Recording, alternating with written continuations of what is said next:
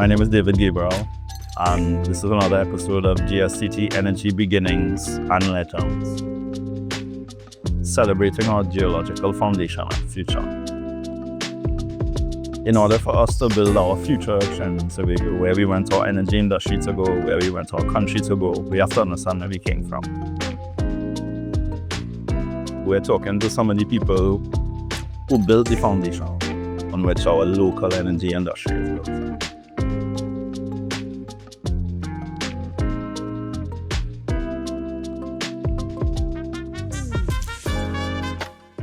Good afternoon, everyone. Members of the GSTT, the general public, viewers on YouTube. The GSTT series, Energy Beginnings and Legends, celebrating our geological foundation and future. Today, we'll be sitting with Derek Hudson, right? Son of the soil, it's been through many iterations. I guess he'll introduce himself, but my name is David Gabriel, the current president of the GSTT.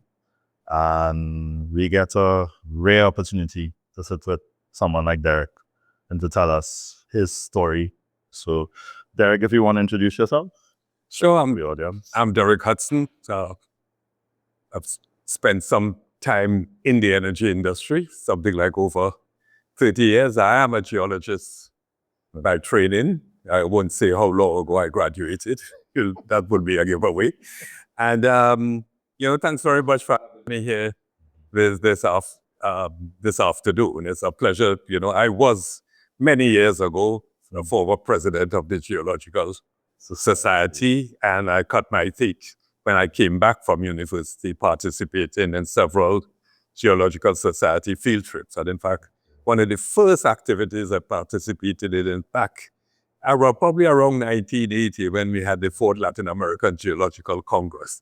And I came from university. It's the first conference paper that I gave. And that is the point in time that I met many of the folks that you have spoken to already as part of the series, and also for relationships that have been built then over the last greater than 40 years. So it's great.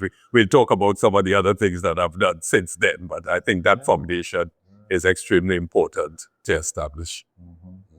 But I think what's interesting that you said there is that probably we need to encourage ourselves and younger people to present their research. That's correct. Go to conferences, really dig and get interested in the topic. That's right. So that opens doors for you. That seems that opens doors for you. Yeah, so, we have the same format. Sure. Going all the way through. As I said to people, what's interesting is that we ask the same questions, we look at the same period, various people you sit in, it's like you're looking at the same event from different vantage points, So, what primary school did you go to, and how did you decide to get involved in geology? Well, I went to Mount Lambert RC. East Boy. Yeah, but actually, I was born in San Fernando. Wow. My parents, the Hudsons and the Lumsdens, is my mother's maiden name. They're from San Fernando, but they were both teaching at the school for the deaf, but it's now the school for the hearing impaired. So we moved to Port of Spain, and I grew up in Mount Lambert. Okay. Then I went to St. Mary's College. Okay. I went through their O-levels, A-levels, and an interesting story about how I was very good at geography. And I took geography at A-levels and actually won the St. Mary's College Prize for the top mark in geography. And I had a teacher named David Boharan who taught me geography. And he's the one who came to me a day and said, Derek, have you considered studying geology? And that is actually how.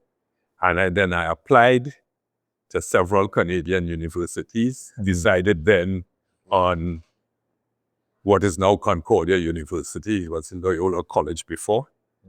But there's a sad part to this story. Go forward several years, and I'm now president of BG Trinidad. And my phone calls a day, right? And Rosalie, my secretary, says, there's a Mr. Boran that wants to talk to you. And I said, I'll take it immediately. Right. And he came on the phone and he said, you remember me? And I said, of course. Don't be ridiculous. Right. And he shared with me how proud he was of what I had achieved over the years. And I said, thanks very much. We must get together. Okay. And I went back to my day-to-day meetings, misplaced the phone number. And by the time I got it from somebody else, Mr. Boron had passed away. Wow. So here's lesson number one. When you need to respond and say, give gratitude to someone, do it immediately.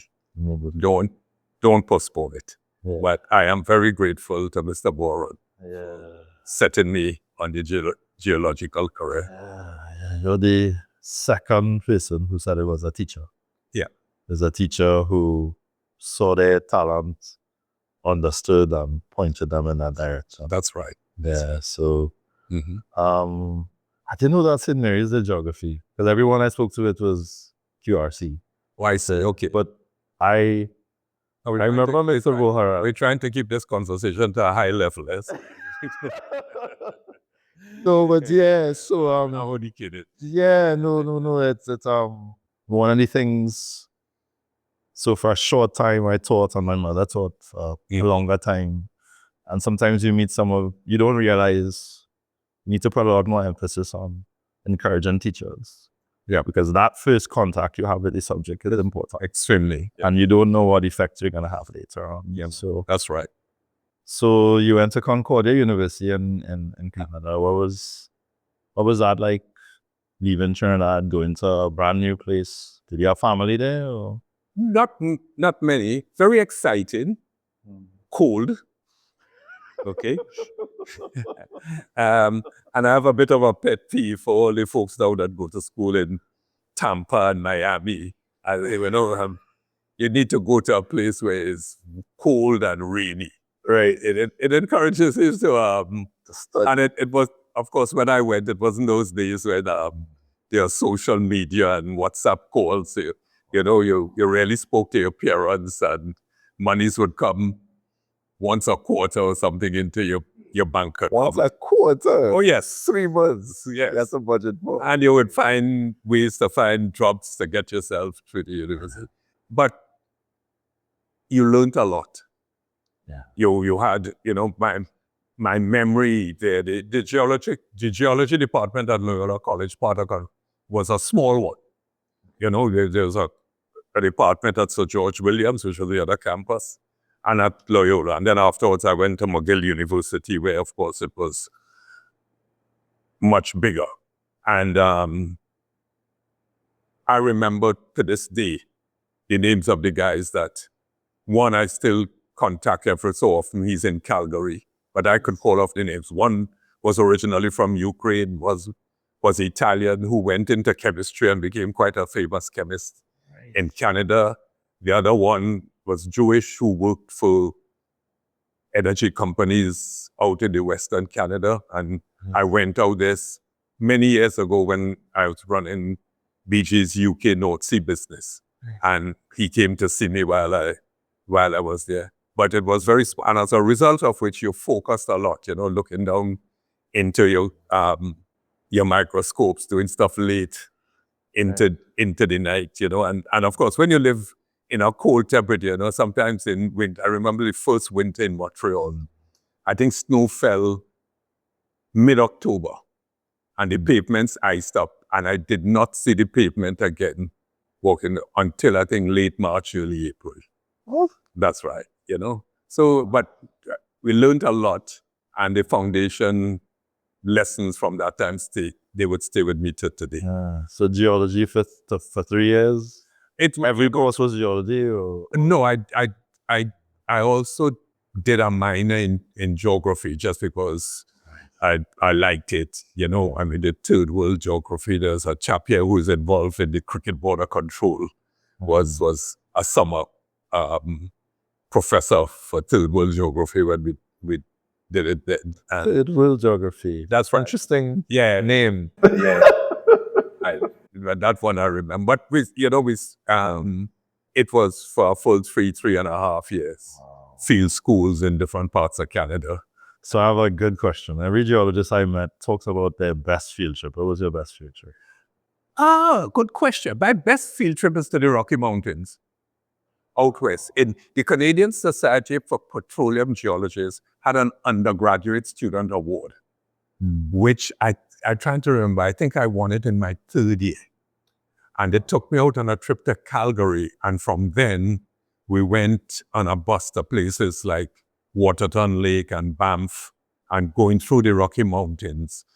Jumping Pound gas plant is one I remembered, which actually was run by Shell back then. I didn't know decades afterwards I would work for Shell, But You didn't see the plan. I didn't see the plans at that point in time. But what I liked about it, it was a field trip where I stood back from afar. You didn't get, it wasn't one where you're accustomed looking and you're up close to the rocks. It's one where you stood back from afar and you would see the thrust belts and the associations, and where you would see the breaks between the various formations and things like that. So I found that extremely excellent. The one that I also remembered was one in the first conference I came here, which was run by past Prime Minister Dr. Keith Rowley, which was a trip to Tobago, which was, I found very enthused about it. Geology in Tobago is fantastic, that you have limestones, sandstones, metamorphics, igneous intrusions, the full suite. In Tobago. And if you go and you read J.C. Maxwell's book about the geology of Tobago, which I think was published in about 1948, somewhere around then, I could be wrong, but it's just absolutely unique. And we went through all of them. I distinctly remember Tony Paul was on that trip with me. I can't remember if Eric was there and Carol and others, but Tony was there on that trip, because I have an old photograph with he and I on somewhere. I'm thinking field trip Tobago. I wrote a few published papers, one with the Seismic Research Institute. They were the Southern Tobago Fault System, again, many, many years ago. And I've written a few papers in conferences on Boco Reef, the coral reef system. Well, I used to have a lot of fun going to Tobago and doing that stuff, but that dream never came to pass. Neil Allen, I think, we interviewed first, he said, he was in industry and he went back to school. We were talking about that in the office this week, and I said, so we're talking about retirement, and I was like, I'm going to plant peas in Tobago. It's That's the only went back to long. That's correct. Volcanology, that's right. In fact, during that conference, there was an eruption in Soufriere. Right. And he left the conference to go to it in St. Vincent.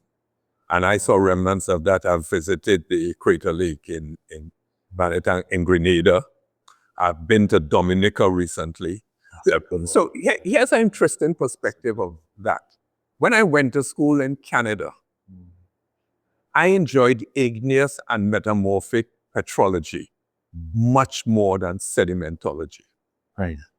At one time, I did apply for a job at Seismic Research Unit, which I did not get. Right. Okay, because I had some fantastic geophysicists working there at the time, along with Jeff Tomlin and Jeff Wadge, and Dr. Tomlin and Shepard and others. But I switched, and while I did coral reef sedimentology for my undergraduate thesis, I switched to sedimentology and petroleum geology for graduate studies because I was thinking then about how I would acquire a job when I come back to Trinidad. Right. And it worked out for me, but I am not a big fan of, you actually must do what you really like. And I'm not a big fan of going into a profession simply because you think that's a means to an end. Right. Okay? I love going to the Natural History Museum, both in London and in Washington. And I spend a lot of time in the mineral collection. And I can't find my old mineral collection upstairs after all these years, but I didn't keep it for a very long time. That's right. Wow. We've tried to get into as many schools as possible, and to talk about geology. So the last one we went to was Santa Clara Government Primary. Okay. And we had, kids in the room, and they were just sitting SCA. And our next president, Candace Richardson, she's great, she's teaching. Mm-hmm. And she asked me, so what do you want to do? 2 days before that, I was having a discussion with another geophysicist. And she said that her father told her, you can do what you love after you've made a decision to do what you need for money. Yeah. So what do you think of that? It's not our opinion. When I say it's not, I don't think there's a right or wrong. Right. I think there's a view. Yeah. What I'm concerned about is that if you do it the other way around and you run into stumbling blocks, is how you get out of that. Yeah. Okay. Yeah. So that's the one thing that I would say. But it's not for me, to determine if whatever, people have different perspectives of how they see things. I'm simply giving you my perspective. That's what we want. That's what we want. Think about it this way, right? When you speak, there are people who will never get to meet you, but you may put an idea in their head. Sure. So that's one kind of part that, well, for me, when I was coming up, my mother was big into education. Yes. She was like, talking to my parents recently, and they said, well, that's our job, to give you, to put, as Eric Williams said, put school books in your bag. That's right. To give you an education so you can make choices. And that's something I'm passionate about with UE and these things. But to kind of come back, I believe what you said. Okay. And my dad said it, and a lot of my uncles and aunts. If you do what you love, you'll never work a day in your life. Of course, you'll be doing what you love. You'll be doing what you love. So I drive down to work, and sometimes they're hard days, but I'm like, you know what? When I sit down in front of that computer, I'm like, I'm loving what I'm doing, so, let's get it done.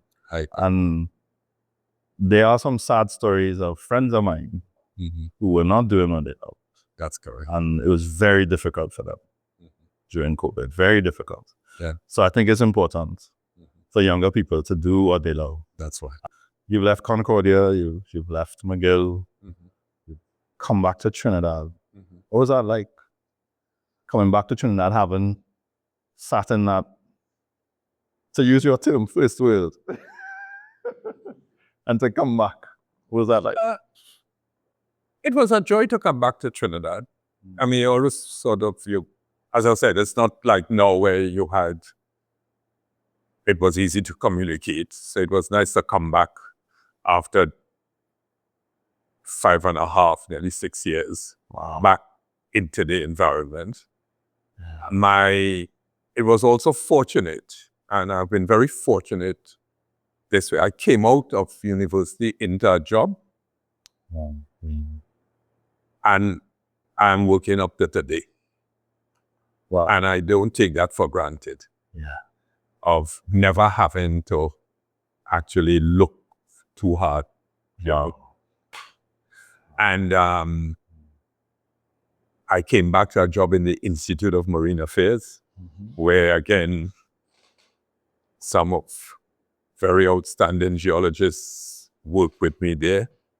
At the Institute of Marine Affairs, my greatest experience was getting to know Trinidad and Tobago, because we would do beat surveys. So we would drive out 1 week per month, all over Trinidad, all over Tobago, looking at coastal erosion. Wow. We worked with German engineers on erosion problems in Sea Truss, Los Iros and Granville and Guayari.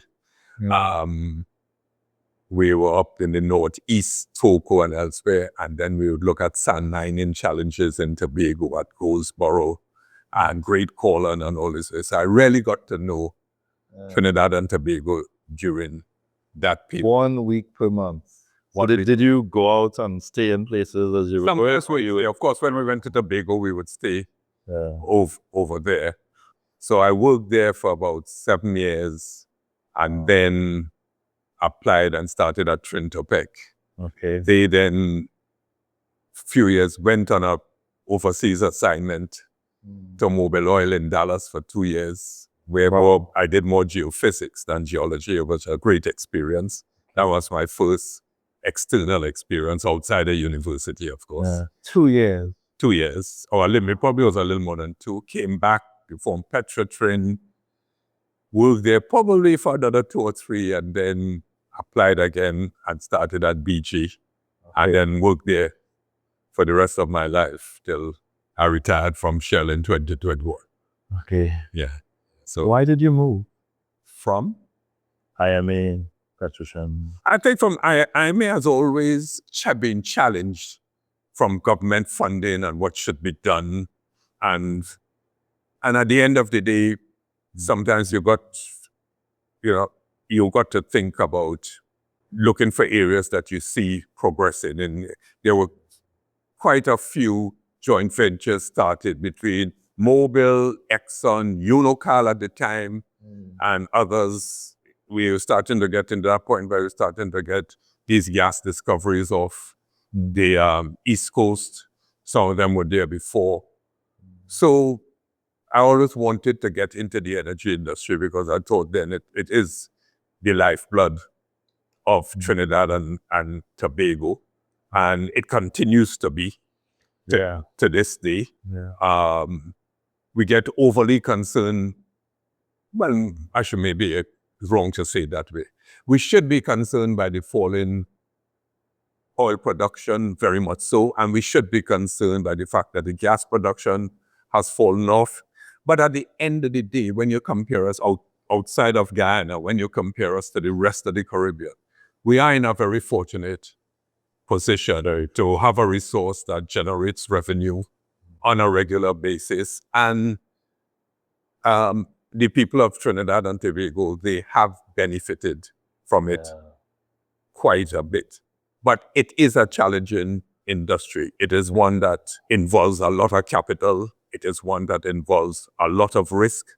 And hence, that relationship between the state and the private sector, whether it's Heritage or the Ministry of Energy and the BPs and Shells and Woodsides and Perencos of this world. Yeah. You got to deal with that in quite a constructive and efficient manner for it to be successful. And I do think that Trinidad and Tobago, that we have been successful in it in spite of some of the criticisms along the way. There are some things that could have been done better, but it's hard for me to sit here and not express the view that without that partnership, we would not be in the place we are here today. Yeah. There's a lot to pull apart there in that few sentences. Or you could pull it together. Yeah. We could expand, we could dive in, or we could, That's right. What was it like moving from Petrosian, where you're with a state oil company, and moving into BG? And A bit of an eye opener. I found Petrosian in my day a little bit restrictive. I found that when I went abroad, with Mobil Oil, you're open, you could express, your views could be expressed, your introduction to technology, things like the fact that you would meet several different people. So just going off at a tangent to one thing, where we're talking about getting up and doing what you like to do every day. yeah. I work out in life that what I like to do every day is get up and meet people. Good. Yeah. And that interaction, so that experience of meeting people from all these different backgrounds was as much an encouragement, and gave me the enthusiasm to work along with the technical elements of the job. Yeah. Okay? When I came back into the state environment, I found it to have maybe necessary to a degree, but there were too many checks and balances. There were too many things that this is the way we always did it. Right. And we'll continue to do it this way. And again, it's not one for a right or wrong. Yeah. It's just simply my experience in doing it. And all of the conversations would be, but this is how we do it. Right. Okay, as opposed to open up saying, "But maybe we need to think about doing this differently. Maybe we need to think about how we approach these things." So when I went to BG, again, I found that it was more an eye-opener that, again, my first stint was in the UK for about 6 weeks, where I met everybody. Right. Yes, my first boss there, Malcolm Brown, is a good friend of mine up to today. Okay, I remember going with him to a pub in Sunning back in 1998. So we go back a long way. And again, very open-minded. And here's an example of that. And it's how I got into the commercial side of the energy business. It is, I want to make sure I have it correct now. I started there in 95. So was the election in 1996. You're all too young, you won't remember. But it's when Pastor Pandey won the election. Yes. And part of my job, then I was an exploration manager then in BG. I was operations geologist. And part of my job was writing a weekly political bulletin to the office in the UK about the election. Okay?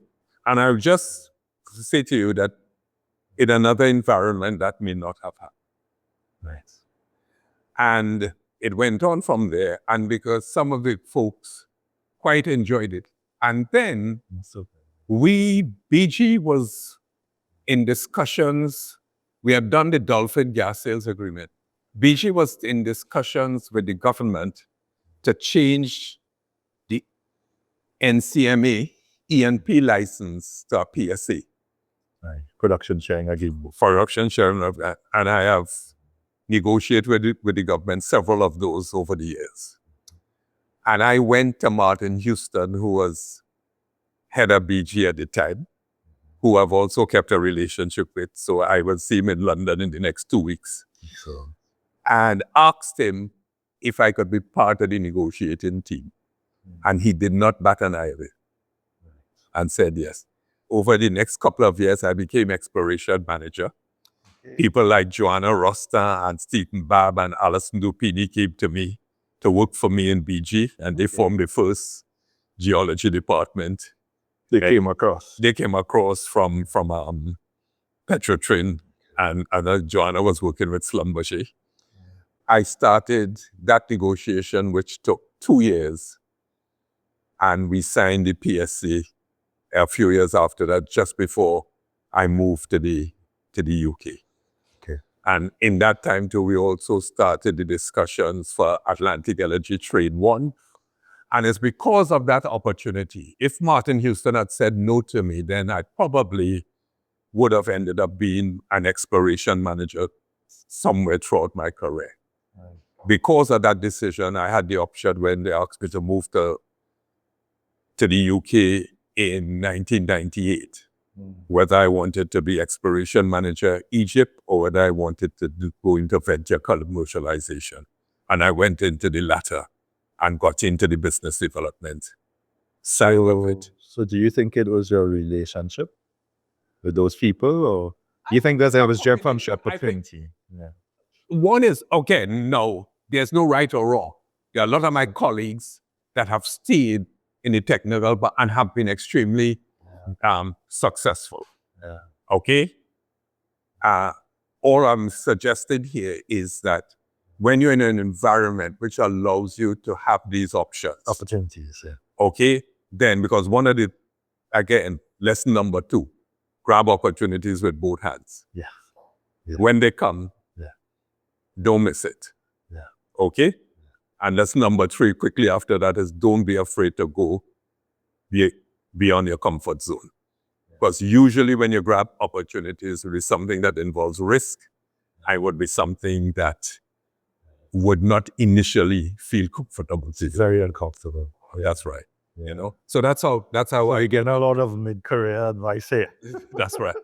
But that's okay. That's what this is about. That is That's part of the course. So so then I got into that, spent about 6-7 years in the UK, came back to Trinidad and was chief of staff in BG for a few years, and then became president of BG in 2007. Wow. Wow. That's like a rocket ship career. No, I wouldn't describe it like that. The reason I interjected right away, what I'm doing is describing my experience so that others could learn from it. Yeah. It's not about admiration, because I think that a lot of folks are extremely intelligent, and once given the correct opportunity and recognize it, they can move to greater things. Yeah. Some of us will go and run businesses. Some of us will become great professors. Some of us will remain great geologists. Everybody got a role. So I don't walk around in life thinking, I don't look at it that way. Your achievements actually don't make you better than anybody else. No, but it's just I think one of the key things, when I talk to people who have, who've been leaders for a long time, it's like they recognize very early, this is my talent. And you said you like meeting people. Yeah. That's your talent. That's why. Because when you get to a certain stage in leading organizations, I use a phrase, leading an organization is like being a conductor in an orchestra. At that stage in my life, or even today, no longer can I look at rocks as good as you, interpret seismic as good as you, look at engineering properties or things like that for drilling a well as good as you, drill a well as good as you, the drilling engineer, the exploration department, the petroleum engineering department, the geophysicists, the reservoir engineers, they will do their job. The lawyers, the HR people, they will all do their job. And at the end of the day, all of them can do their specific job better than I can. The only thing I can do for them is that when they're doing it all together, make sure it's all coordinated and that song that they're playing is coming across absolutely correctly. And if I hear one little thing off, then I go and ask a question there. That's what it's all about. It's not trying to be as good a geophysicist as you. No, thank you. I can't keep up. The last time I did 3D seismic, I think we were doing 3D plus. I have no idea what you all do today, so. And that's right. So I will not embarrass myself on trying. But however, if it's not. What did that blew me away? Because you're leading, right? You have different people. Mm-hmm. And what kind of question do you ask? Well, one is if someone in the orchestra is something off. You ask, you just inquire as to what could be different. Okay. You go into inquiry mode. And a sense will tell you sometimes whether you should ask them to shift or not. So you will make that decision. There's something that is not palatable with the way we wish to be. I don't need to say that it's a sixth sense, because you have to do the hard work and the data analysis to follow it. So you'll keep asking them for information. Right. And then somewhere along the line, you'll say, okay, I think this is what you're missing. Okay. Sometimes I could be a little more abrupt than that if they're taking too long to shift. But sometimes you have to do that. But the key point is that your leadership skills are only as good as the input of the people working for you. Yeah. Okay. That's a lot of pressure. That's right. Because if you're leading, we have to be very careful. If you're leading, if you don't spend time looking back and making sure that they're okay, you'll get very far in front and they're not behind you.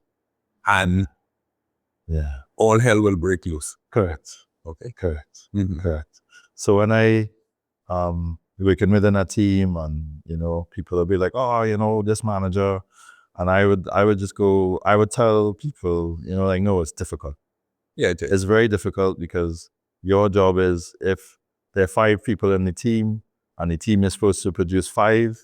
A great manager's job is to produce 7.5. Yep. The sum of all of them Yeah. has to be greater than, and I notice it myself. I'm a talker. There may be somebody else in the team who's not.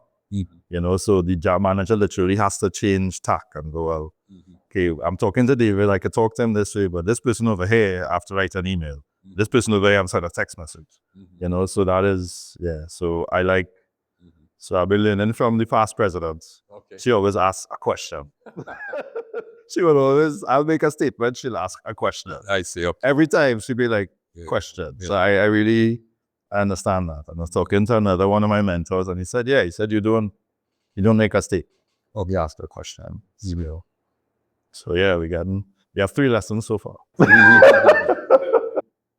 So you kind of sat in that period. So you have Petrotrin, Trintopec, and in my memory, Trintopec came before Petrotrin. So it's literally Trintopec, Petrotrin, BG, Shell, with an overseas assignment in between there to Mobil Oil. We went through a pretty harsh transition, but there have been transitions. There have been, 1970s. And in talking to, give a shout out to Mr. Seeley here, Ed Seeley, there were companies before BP and Shell in 1970s, TTL.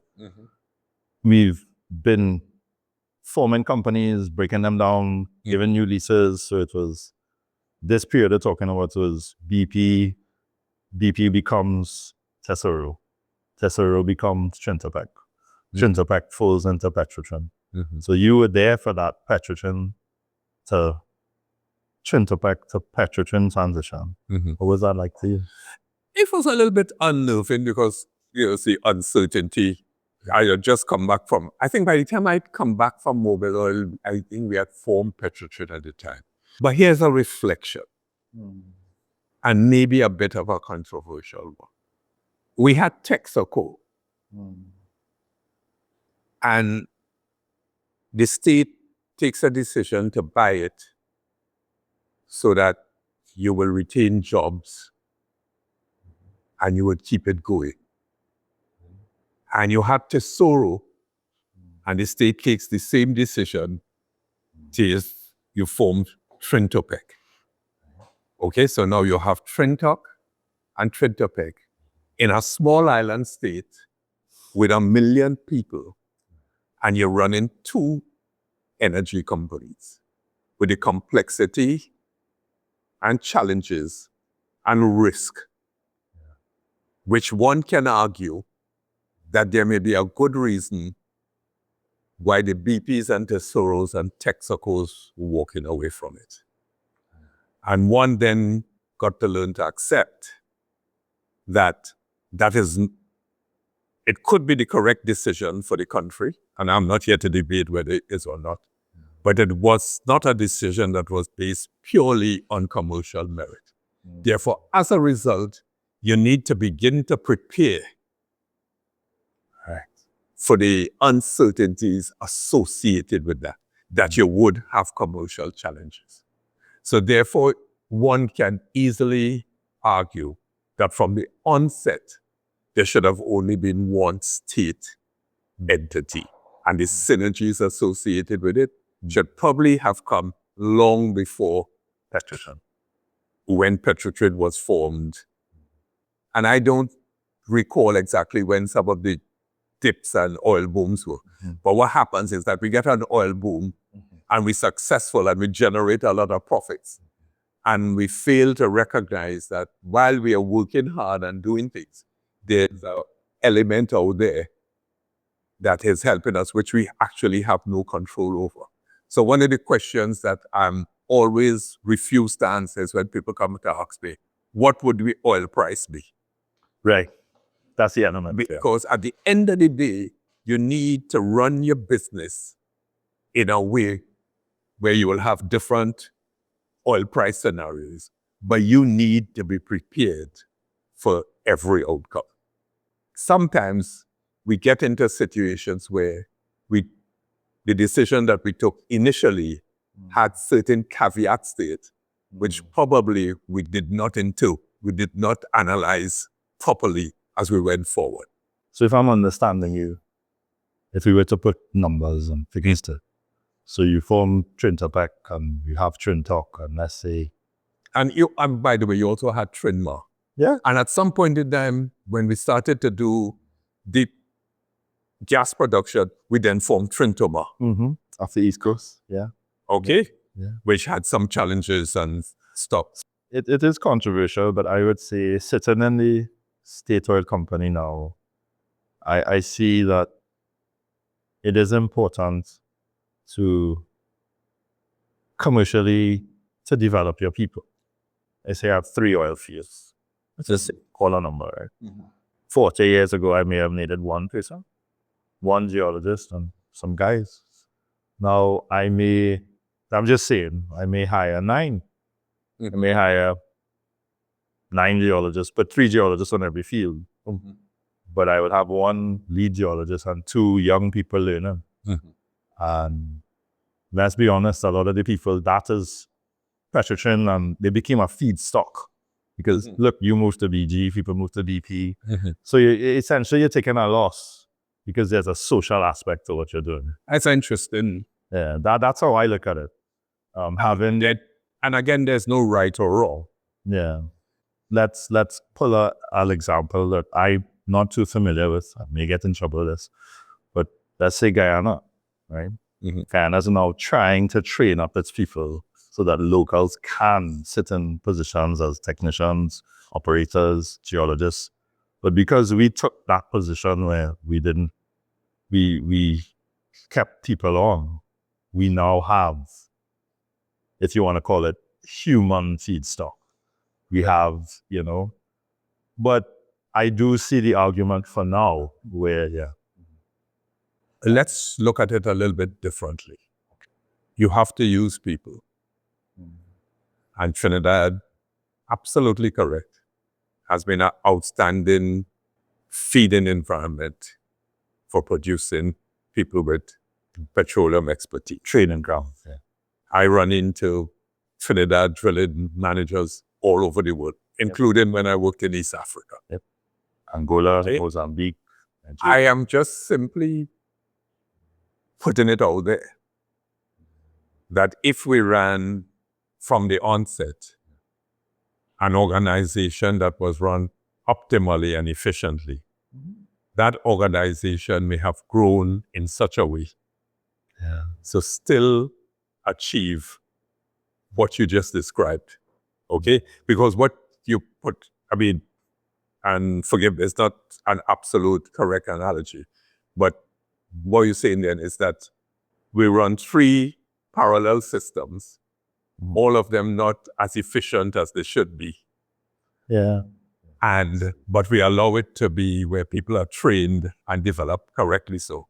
And I'm just arguing, and I get no right, is that if these 3 or 2 had coalesced into 1 and run in a very optimum fashion, you could have grown from X to 2X and maybe even train more people than you trained in your resources. Just a perspective. No. Okay? And I know that probably several of my colleagues will take a different view, and that is fine.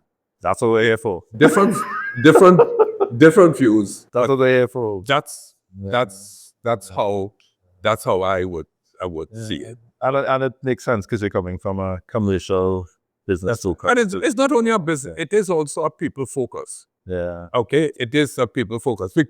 Because at the end of the day, one of the things in the mid-90s that several people went from the state institutions to the private sector is because they were really, some people would argue, well, they were better paid, but also people were very concerned about their livelihood. Right. If it was at the time a very optimum institution, maybe not that many people would leave. Yeah, understood. Okay? So when I was growing up, this was my experience. So, you see, 1980s, 90s, I remember there was Woolworths in St. Augustine. And my mom used to go into Woolworths. In St. Augustine? Yeah, St. Augustine. And then I knew Woolworth on Frederick Street. But there was a Woolworths in St. Augustine where RBC is now.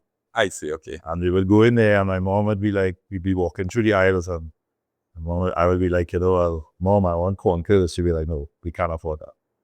This was the 1980s, 1989, 87, and I think, if I don't remember, the oil price was very low. It was like 10, Probably. 25, $80. And that was my experience of it. We didn't have that extra money. Couldn't go and buy a roti, those kind of things, Then the gas boom came, What was your experience of the gas boom in work and in your life? Because where would you have been? I don't say it's more from a work perspective. I participated in the gas boom as part of my early learning experiences in BG. As a geologist? Or? As a geologist initially, and then as a business developer, and then afterwards running the organization. Okay, so as I said, we did first the Block 5 APS. So interestingly enough, it was started, the conversations about having an LNG industry in Trinidad has been taking place since the late 60s, early 70s. Okay?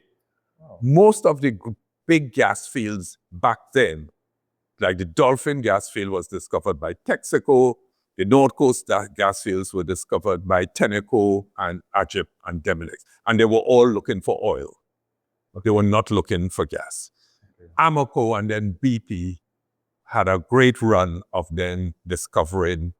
First, it was associated gas with teak salmon and pui, and then we had things like Immortel and Coralita and there's a fantastic exploration manager at Amoco back in the late 90s, Larry Tiesi, who was instrumental in driving a lot of these discoveries for Amoco. And we got the government at long last, first with Prime Minister Manning and then with Prime Minister Pandey, to agree to doing LNG Train 1. So therefore then the search for gas continued. Amoco at the time had a lot of gas which would feed into Atlantic Train 1. And BG and others, the Dolphin gas field was primarily for the National Gas Company, for the Point Lisa's plants. We did the Block 5A PSC, which was also to infill the Dolphin gas field. We thought at one time that Dolphin I think the gas contract was for 1.7 TCF. We thought at one time it only had a little less than about 900 BCF. I think it turned out in the end to have about 3 TCF with it. Wow. And then we did the North Coast development, and they fed into Atlantic Straits 2 and 3 along with the other. So my experience, to go back to your question, my experience about the gas boom in those times from a professional perspective was being involved in several of these PSC negotiations, plus working from England on the sanction of the NCMA development for hibiscus, and then subsequently when running BG, I did poinsettia. So I was part of putting in those facilities up there on the North Coast, and then also instrumental in some of the work that we did for Atlantic's Train 2 and 3. When we did Atlantic Train 1, I was just Martin Houston's back carrier. Okay, so I did back carrier.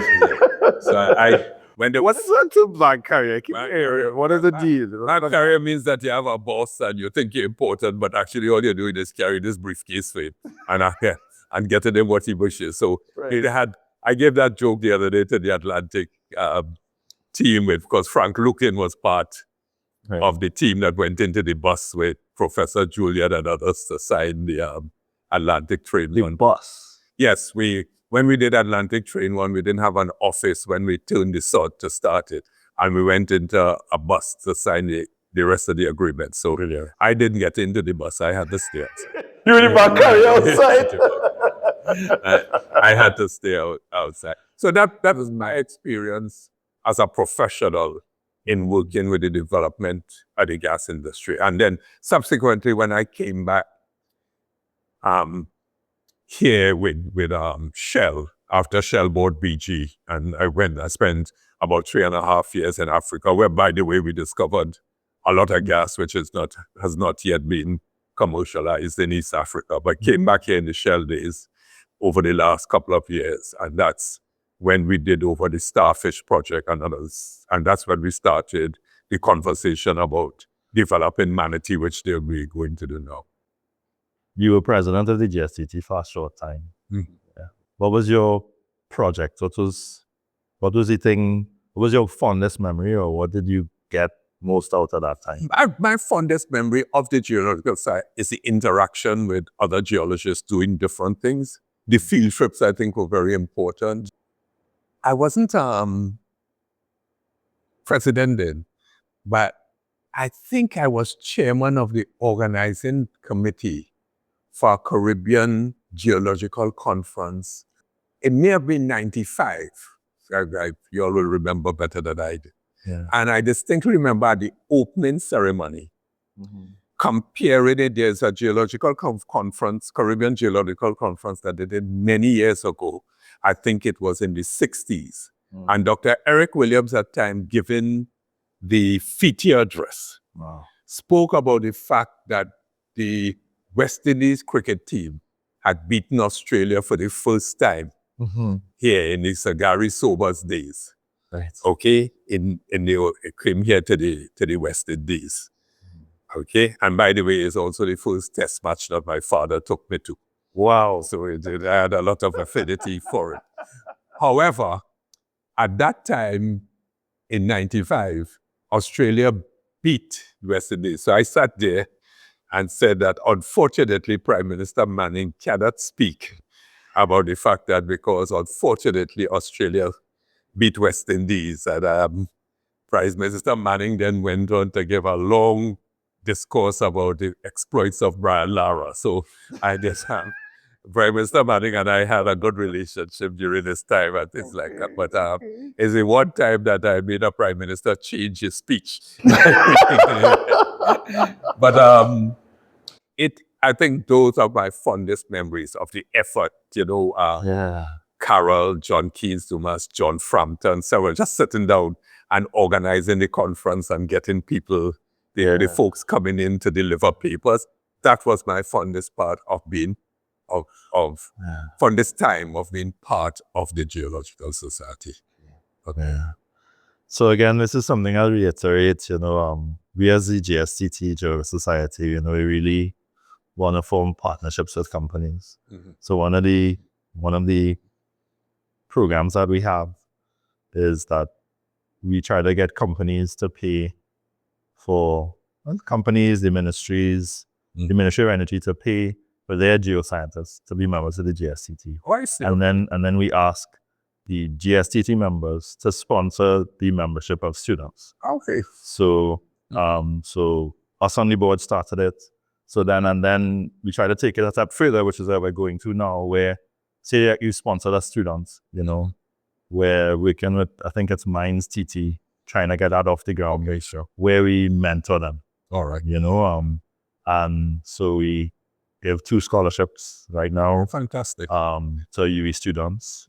It's based on need and other things, but it's basically what I want to have is you pay it forward, so company invests in you, you invest in a student, and also what people don't realize is Trinidad is a very rich country because of one thing. If you go to a lot of other countries in this hemisphere, education is not free. That's correct. So you can literally, and I've seen it, like, again, there are people who started in Trinidad who are professionals, who their mother was a domestic. That's So right. because they had free or subsidized schooling, they're able to go all the way to university and become a professional in 20 years. That doesn't happen in Jamaica. It doesn't happen in a lot of the other islands, and definitely if you go to South America. So Trinidad has leveled that playing field a bit. So we're trying to create a pipeline. I follow. It's a little, but if we could change one student, we could help one student too, then that's kind of what you want to do. So you want to encourage companies to pay for their geoscience departments to become part of, and Shell does it, did it this year. And then the help the members to pay it forward. So the last part of our interview, which is the most difficult part for a lot of people is, if you were 18 years old, let's say 21, and you were coming out of university today, what advice would you give to a young geoscience graduate? Where do I go? What? Well, I would step back a bit, okay? And I will answer your question, but I'll step back a bit. One is that Trinidad is in a completely different place today than it was 40, 50 years ago in the context of the energy industry. So we've gone through oil booms, we've gone through gas booms. So just as you described, we've had companies come and go. Yeah. Okay. So before I actually get into university, if I'm thinking about geology, the whole utilization of a geology degree today is probably quite different than it was during that period. So you need to think through that. And you need to think through maybe what else you're going to marry it with to deal with the change. Because at the end of the day, we are in a very mature, some will argue, old age stage of our energy environment. We will be very dependent on technology to do new things, deep water discoveries, which we have seen in other parts of the world. But our landmass here is much smaller than it is in the UK North Sea, or it is in the Gulf of Mexico, or it is offshore Brazil. Right. Where even in their old mature stage, they've had new large discoveries. So therefore, you need, before I get in, what I would then do is say, all right, if I'm studying, what do I have to marry this with? Because the environment is different. Because with today's technology, the utilization of people to do things going to be the stuff that the computer could do today, that you probably needed 3 or 4 geologists or geophysicists to do. Again, that is changing. So you need to taper your program to do that. And then, if I have done that, marry it, and I'm not going to suggest what you should marry it with, whether it's mathematics, artificial intelligence, some form of software capabilities. And then when I come out on the other side, which is a conversation that we touched on before starting this interview, is not focus your opportunity only on Trinidad. Right. Okay. Yeah. Now I know there are challenges in today's world of if you go to Guyana or Suriname, of the movement of people. I think that is quite unfortunate in today's world. Yeah. And it's not something that I experienced. I got to, when I say it's not something, I got to go to school in Canada. I worked in Dallas. I worked in England. I worked in Africa. One of the joys I've always had is sitting down in meetings in BG and Shell and elsewhere, and there are about 12 different nationalities in the room. That seemed to be collapsing a little bit in today's world, so that is unfortunate. Yeah. Because one of the things is just not look at the Trinidad perspective. Because I think you've got to see the world as a bigger place. A smaller place. Well, a smaller, yes, in the reverse, a smaller place. But from a purely Trinidad perspective, you have to face up to the fact that it is more challenging than it was some time ago. And the approach to it got to be different from how we were doing. There's no longer, you go to school, you study geology, you come back here and you apply for all these jobs and one will fall into that. Yeah. Okay? And you must be prepared if you could wait that you maybe will teach for a certain time or you will do this for a certain time. You got to do things differently. And of course, the flip side of that is that the powers to be also got to start doing things differently, because the advent of having renewable projects, opportunities that people can have, the opportunities of developing software, things like that you can utilize in the energy is something that we also need to look at, as opposed to just buying. I mean, I'm sure buying it from outside. I'm sure there are programs like that in UTT. I'm not too familiar with it, and at the University of the West Indies. But and I'm sure people are thinking about it. But you need to be a lot more creative. Yeah, I think an interesting point that you brought up was, as you're going through university, you can tailor your course. That's correct. You could say, I might jump out into a business course or a computing course as an elective to give you more breadth and So when I started this, as you said, that when I started in geophysics, on seismic, it was, you had like 6 people on a project. And I remember it used to take 2 years. Now there's 1 person, and it takes, they want a quick result in like 6 months. That's all right. And then they like that result, and it goes on. You know, so computing has changed everything in seismic data processing. That's right. And then, And you know, you all like to reprocess seismic. yes, yes. So I have, so now I'm sitting on the other side of the table, you know, I remember anyway, well, that's a different story. But I would say that that's an important point, you know, and I think a lot of some of these students that I've spoken to over the last 4 or 5 years, I've always told them, I said, hey, there are scholarships. There's Fulbright, there's a few other scholarships that you can apply for to get out of Trinidad. That's right. And the most important thing is to get that exposure. Because you go into McGill and go into Loyola, that was important. You know, that was really important. And even to say to professionals, you know, if you see a job in Nigeria, go. People are not going to want to go.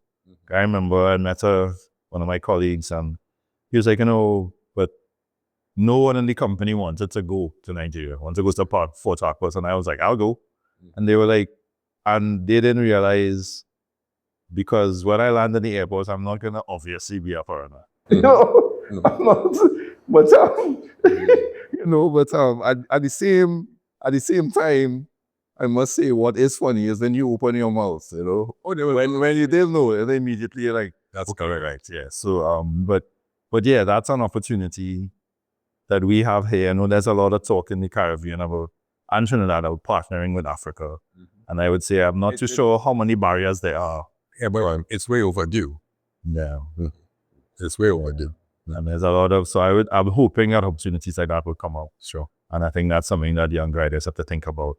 You know, Trinidad, you know, as you said, get uncomfortable, be uncomfortable, be out there. So I think this has been enlightening. You're Very enlightening. It's been an absolute joy. Thank you so much, Derek, for taking your time. I know your time is precious. Inviting us to these beautiful surroundings. I wish people could see it, you know, because you don't understand how inspiring it could be for somebody. No, I see. I appreciate that, and I try my best not to take it for granted. Yeah, because you could do that sometimes you could just sit out here all the time and just. Yeah, I mean, I wish out of these things, I wish you could invite a few of you to meet young guys, just to sit down and talk to them. No, because a lot of them are disheartened. I've offered that to you all. I mean, subject to time, as I said. Really? Well, we have it about coming up. Later on in the year, if you all want to put together a team and sit down with a group of folks in a different sort of setting, and just, I would say a few words and just allow them to throw out questions. I would be very happy to do that. That's a good idea. Okay? Yeah, that's a good idea. We'll do that. All right. So, Derek, thank you so much for your time. We really appreciate it. You know, energy, beginnings, and legends. Yeah, our foundation and future. So, thanks a lot. Thanks. Take care. All the best. Yeah. So, thanks for watching GSTT Energy Beginnings and Legends. Remember to like, share, and subscribe. And keep in touch at the GSTT on Instagram and the Geological Society of Trinidad and Tobago on Facebook. Catch issues of the Hammer newsletter on our website at thegSTT.org, and look out for more episodes of GSTT Energy Beginnings and Legends, celebrating our geological foundation and future. Coming soon.